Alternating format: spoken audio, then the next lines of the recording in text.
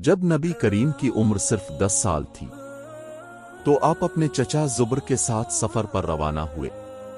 راستے میں ایک سنسان وادی آئی جہاں ایک اونٹ لوگوں کو آگے بڑھنے سے روک رہا تھا۔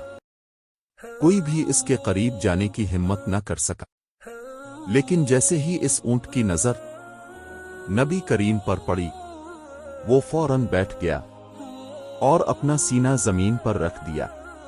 نبی کریم اونٹ سے اترے اور خود اس پر سوار ہو گئے۔ اونٹ فوراً اٹھا اور آپ کو وادی کے دوسری طرف لے گیا، پھر آپ نے اسے چھوڑ دیا۔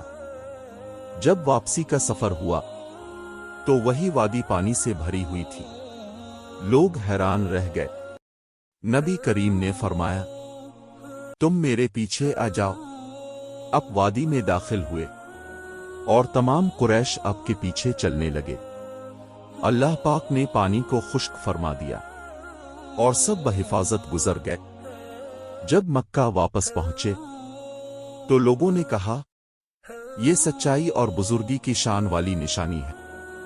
مزید ایسے ایمان افروز واقعات کے لیے لائک کریں اور سبسکرائب کریں۔